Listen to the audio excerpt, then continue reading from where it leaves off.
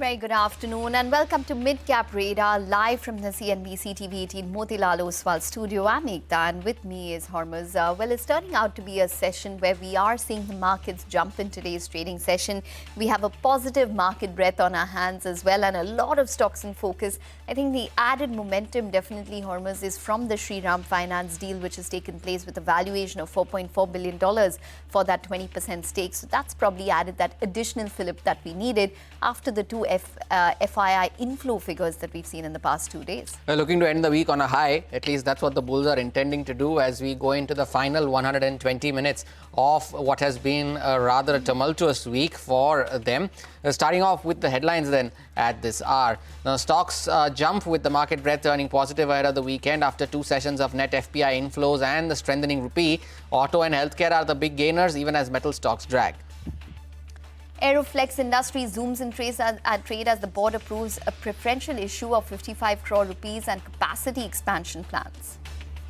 BLS International has also gained but is slightly off the highs of the day after the company got relief from the Delhi High Court, which set aside an MEA debarment from participating in future tenders for the next 2 years.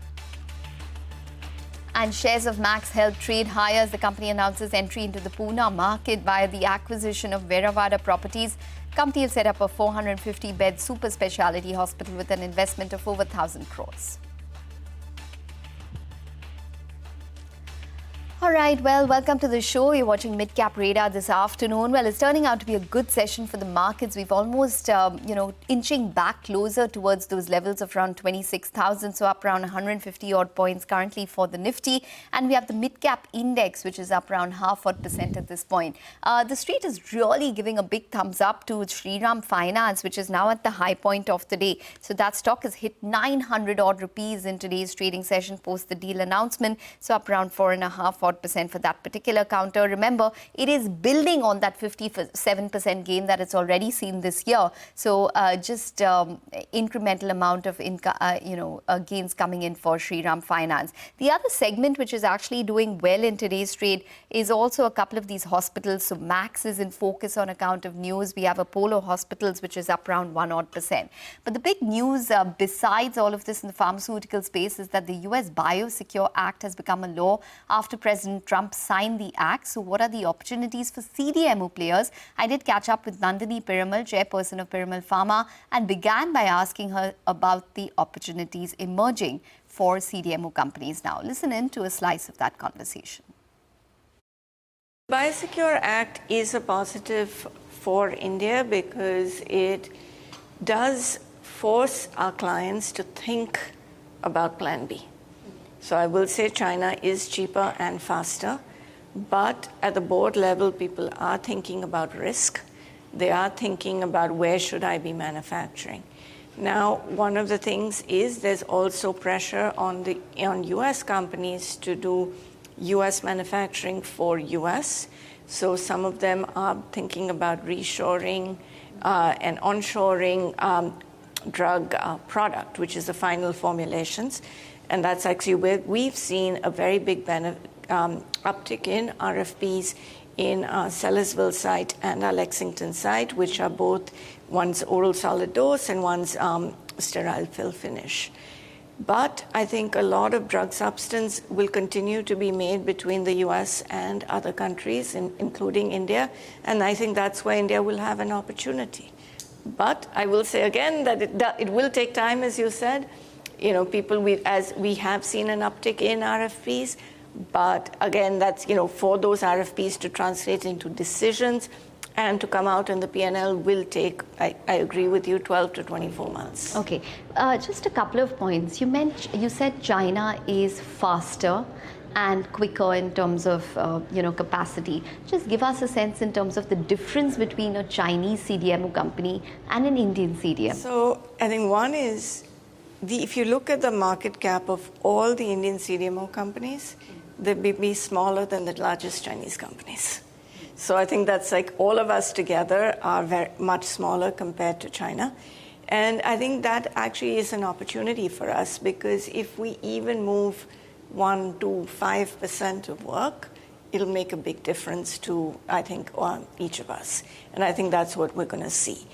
I'd say, just to make it a little more quantified, like, because the way the Chinese companies are organized and the way the chemical industry is organized, we hear that a Chinese company can start a project, the same day or the next day, whereas in an Indian company, you often have to order the materials, they need to be imported, and a lot of times, our factories are not near the customs hubs. So that takes maybe 10, 12, 15 days for us to get the materials in order to start. So I think that's just one example of just a difference. Okay, so a Chinese company can probably start a project soon enough, maybe in a couple of hours, as compared to an Indian company, which will take a couple of days. But like you mentioned, there is an opportunity here. Estimates are that the Indian CDMO market is around $7 billion. We have around 4% share. China is obviously double of that at this point.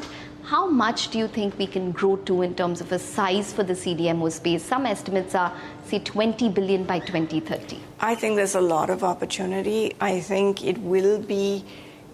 having the flexibility that we have to move product between the US as well as India and the UK, I think makes a really big difference. So, for example, we had a client, it does things in oncology, and we make the starting materials here and then the final finished product in the US, because that's kind of what the client wanted. Or we've got another client who's making, the US for US things in Sellersville, and then the rest of the world they're doing out of India. So I think, again, that's a really big opportunity for us, and and that's the kind of things that I'm excited about. Okay. So, for example, if a Chinese the Biosecure Act is going to possibly name some Chinese companies. Eventually, how important is it in terms of the names that they're going to take? So I think, the Biosecure Act, in a way, will be more impactful if it names some of the larger Chinese companies. If they name some of the smaller Chinese companies, that may not change the game. Okay, so the larger Chinese companies need to possibly be in the act for us to get that tangible opportunity into India. I think just one would hope. Okay. The other thing that you did mention is that, the capacity. Is the capacity the only differentiator that we have versus China, or is there any other capability where we possibly need to improve on? I think scientific capability is something that we need to continue to work on talent. We need to work with the government and with the institutes to actually get more ready scientists who can do the work, because there's opportunity. We have, I think, the raw talent. We just actually have to train them. Okay. All right. For Piramal Pharma in particular, give us a sense in terms of the incremental opportunity you probably see. How much have RFPs or requests for proposals increased, say, in the past 24 months because of the possibility of a Biosecure Act? So I will say that the first 9 months of the year, there was a lot more uncertainty. And there was what you would call a biotech slump in the US, which is the funding for biotechs was low. I think after August, I think that's improved. And therefore, since then, we've seen more biotechs get funding, both through IPOs, acquisitions, and new funding. And that's led to an increase in RFPs. But it's too early for them to make decisions, because once you get the RFP, you respond. People do take 3 to 6 months to decide. So we've seen an uptick, but I think it's too early to say for decisions. Okay, all right. So that's the word coming in from Nandini Piramal of Piramal Pharma. All of the CDMO stocks, such as even Divi's Labs, Piramal Pharma, OneSource Specialty, and a couple of others, Loris Labs, all of them buzzing in today's trading session on the back of the Biosecure Act, in fact, being signed by President Trump. We'll take a short break, but up next, we'll connect with the management of Aeroflex Industries as the company plans capacity expansion and nod for fundraise. Stay tuned.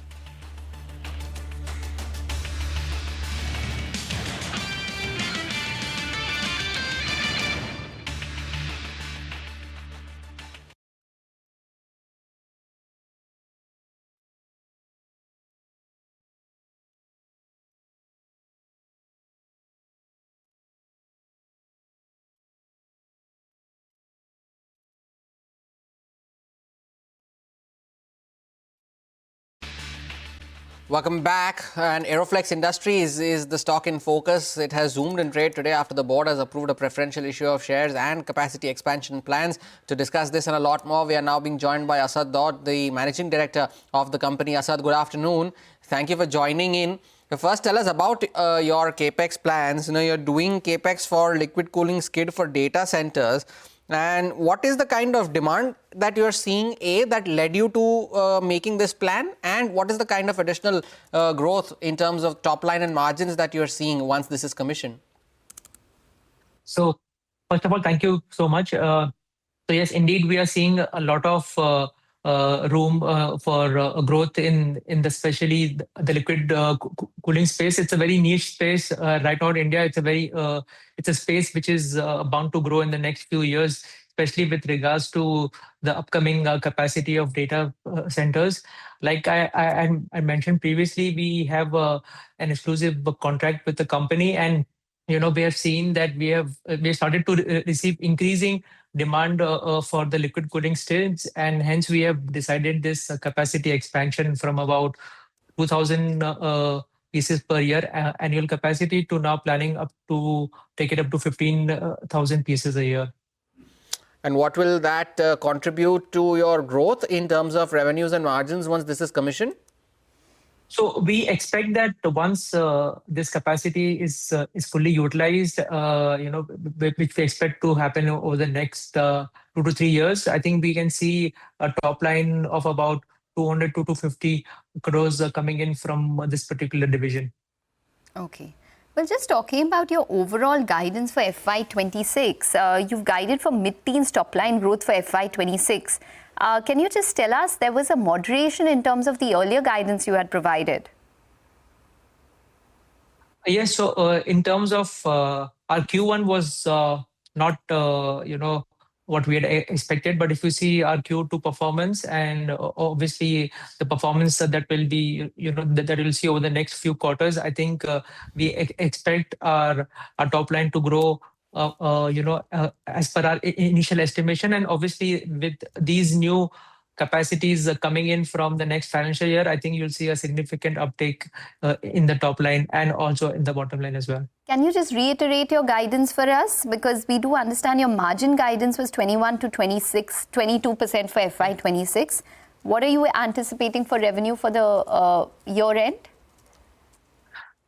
So the margins would mostly be in the same lines right now. Reason being is because of especially the tariffs which are still ongoing in the US. In terms of the business, for this year, we expect the growth to be in lines with what has happened over the past few years. All of these projects, the liquid cooling project that is coming up is mostly to cater to the India market. So hence we are kind of de-risking ourselves also from the tariffs, that have come in. Has that quarter been the way you had envisaged, Asad? Not asking you for specifics, but we're almost coming to the end of this quarter. How has it been in terms of demand? And just to summarize, your Hide Air, you're targeting around 20% of sales in the next 2 years. You can break that down for us in terms of revenue mix as well.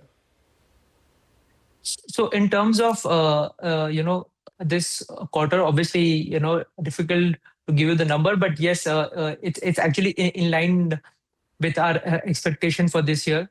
And also we expect that the next quarter to be even better as compared to this year, especially with regards to the ongoing projects and with the start of the supply of the liquid cooling skids. With regards to Hide Air, yes, we are also planning expansion in Hide Air as well, and we'll be updating regarding that very soon. And we expect that over the next 2 to 3 years, Hide Air would actually be a significant contributor to the overall top line of Aeroflex. Asad, thank you so much for sparing time and joining us today. Wish you good luck for the rest of the year and looking forward to having you back after your third quarter results. Take a short break, get you more on the markets and specific stocks on the other side. Stay tuned.